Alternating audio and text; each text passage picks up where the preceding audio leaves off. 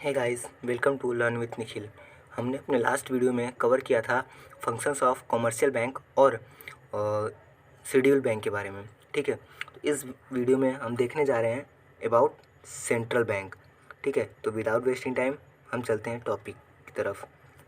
There exist a central bank in all the countries of the world which manage, evaluate and regulate the banking activity of entire country. मतलब क्या बोला है कि world में जितने भी कंट्री हैं सब में एक ऐसा बैंक होता है जो कि उस कंट्री के सारे छोटे से लेके बड़े तक सब बैंक्स को कंट्रोल करता है, रेगुलेट करता है। ठीक है, beside central bank protect the interest of and rights of customers of various banks of general public end of the general public. मतलब क्या बोला है कि कंट्रोल ही नहीं, वो जो उसके बैंक्स के कस्टमर्स होते हैं उनके राइट्स एंड इंटरेस्ट के लिए भी रखवा, उनका मतलब राइट्स एंड इंटरेस्ट को भी बचाता है। ठीक है, RP can define central bank as the institution charged with the responsibility of managing an expansion and contraction of volume of money in the interest of general public welfare। मतलब RP Kent ने क्या कहा था कि central bank वो है एक institution जो कि रिस्पॉन्सिबिलिटी जिसके ऊपर है, जो कि मैनेज करता है एक्सपांसन एंड कॉन्ट्रैक्शन, मतलब बढ़ाता है घटाता है क्या, वॉल्यूम ऑफ मनी, मतलब एक इकोनॉमी में कितना मनी सप्लाई होना चाहिए, ये जो है एक इंस्टीट्यूशन देखता है, उसके ऊपर रिस्पॉन्सिबिलिटी होती है with the interest of general public welfare. उस इकोनॉमी में रहने वाले पब्लिक के इंटरेस्ट पे, मतलब उनको कितने पैसे की ज़रूरत है इस टाइम पे, उसके हिसाब से वो जो है इकोनॉमी में मनी सप्लाई को रेगुलेट करता है। ठीक है, hence central bank is apex bank of the countries whose function is to aid, regulate and promote the entire money market and banking sector as well as maintain monetary finance stability over of economic good of nation। मतलब ये apex bank सबसे senior bank होता है जो कि उस country के सारे बैंकिंग सर्विसेज वाली कंपनीज को कंट्रोल करता है और मतलब इकोनॉमी में मनी सप्लाई को कंट्रोल करता है, जिसकी हेल्प से इकोनॉमी ग्रोथ हो सके। ठीक है,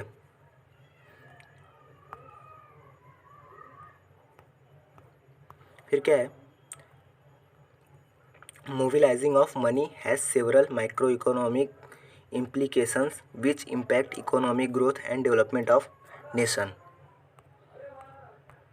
मतलब क्या बोला है कि जो जैसे कि अभी कोई पर्सन है वो अपना पैसा घर में रख लेता तो उसका पैसा वहीं पे पड़े रह जाता, बट अगर वो बैंक में जमा किया है तो वो मोबिलाइज होता रहता है, मतलब एक जगह से दूसरे जगह घूमता रहता है पैसा, जिस जो कि हमारे माइक्रो इकोनॉमिक्स मतलब एक बड़े लेवल पे हमारे इकोनॉमिक को इम्पैक्ट करता है और economic growth and development of nation में हेल्प करता है। ठीक है, the responsibility of regulating monetary financial transaction in the country and maintain the value of countries money currency rest with the central bank.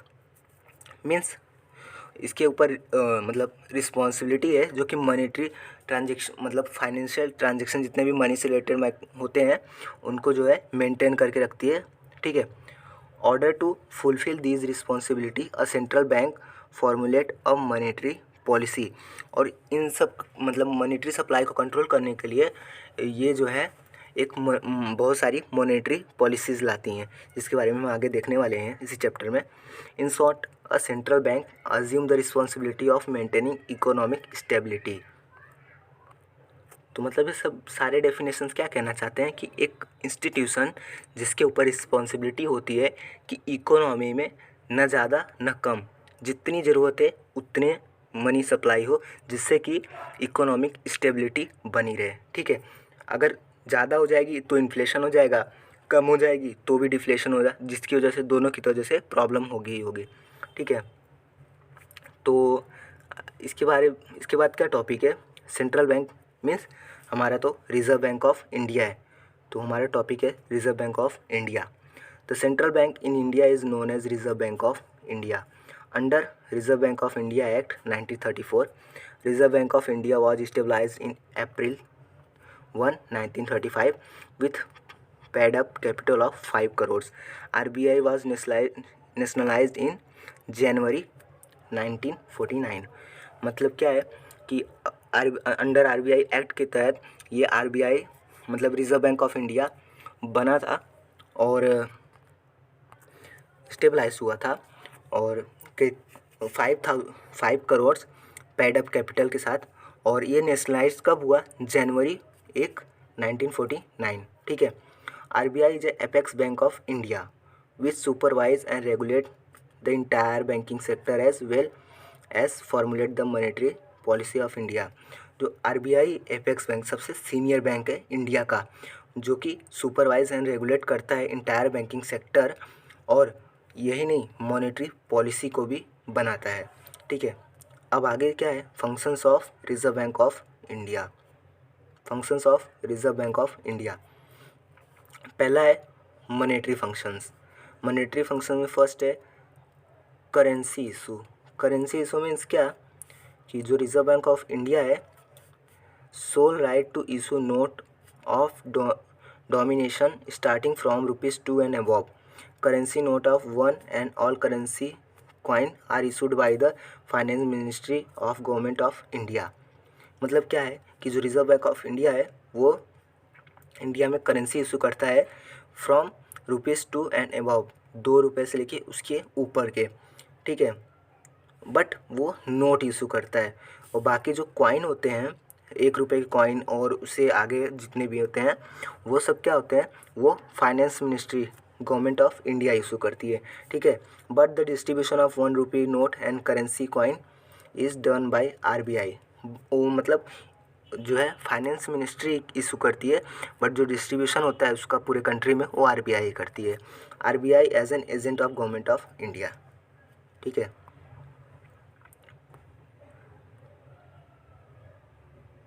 फिर क्या है?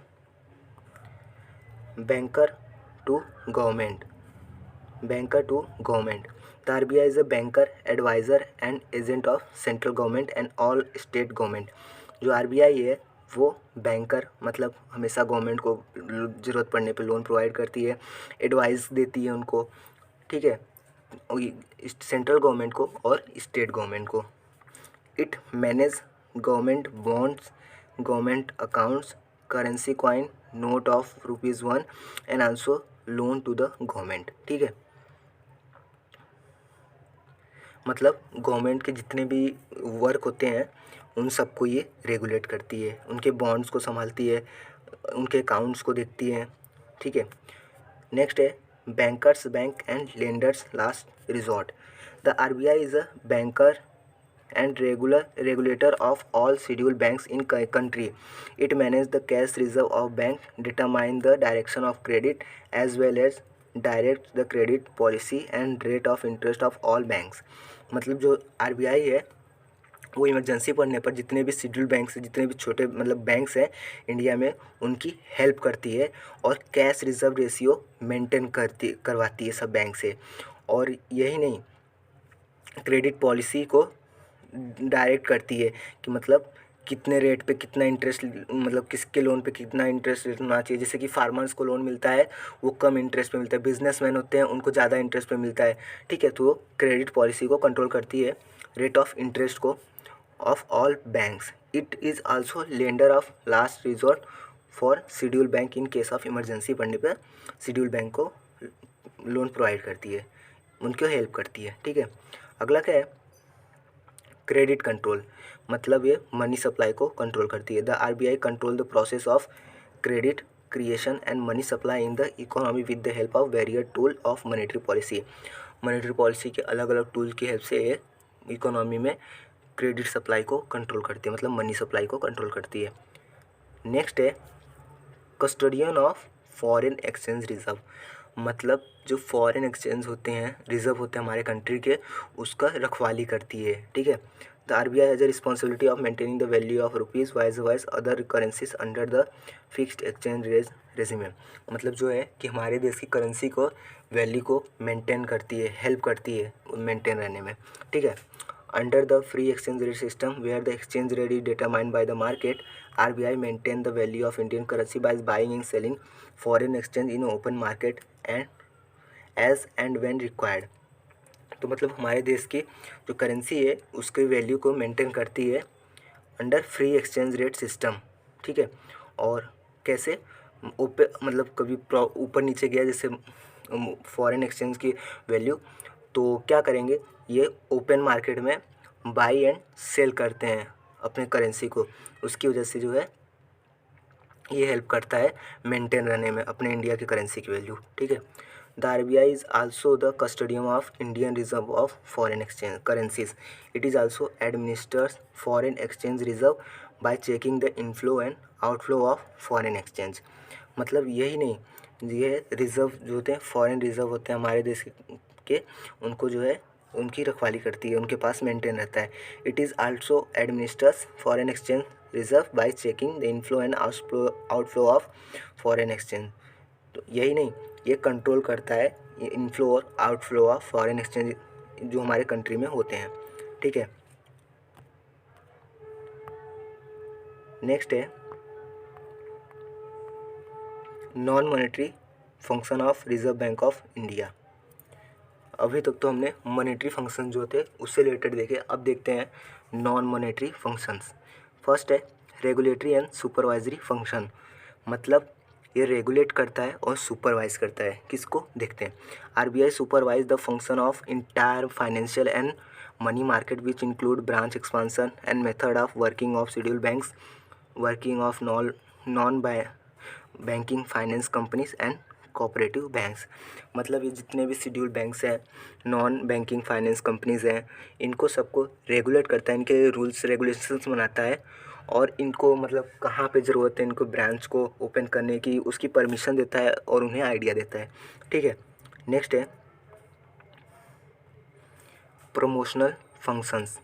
प्रमोशनल फंक्शंस मीन्स किसी चीज़ को सारे पब्लिक को पहुंचाता है। क्या है। Even today there are many people in the India who do not hold a bank account, they depend on the unorganised money market for their credit needs,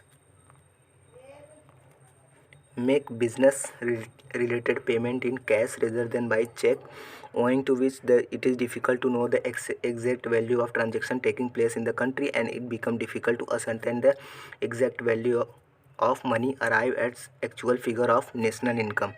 मतलब क्या है कि आज भी इंडिया में हमारे बहुत सारे रीजन्स है जहाँ पे पब्लिक जो है वो बैंक अकाउंट होल्ड नहीं करती, वो हमेशा अपने ट्रांजेक्शन कैश में करते हैं। उनको कुछ बिजनेस ट्रांजेक्शन करना हो, जो भी ट्रांजेक्शन करना हो वो कैश में करते हैं, जिसकी वजह से हमें एग्जैक्ट फिगर नहीं मिल पाता कि भाई कितने कितने मतलब मनी के ट्रांजेक्शन हो रहे हैं हमारे कंट्री में, जो कि हमारे नेशनल इनकम ड्राइव करने में प्रॉब्लम करता है। एग्जैक्ट नेशनल इनकम नहीं मिल पाती। ठीक है।